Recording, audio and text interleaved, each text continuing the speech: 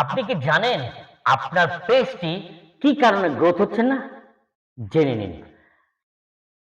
Facebook platform থেকে আপনাকে একটি নোটিফিকেশন পাঠানো হবে যে কনগ্রেটস ইউর রিকগনাইজেশন, অর্থাৎ যাদের সাথে আপনার এই উইকলিতে সপ্তাহে এঙ্গেজমেন্ট সৃষ্টি হয়েছে তাদের সকলকে নিয়ে একটি সেলিব্রেট করুন।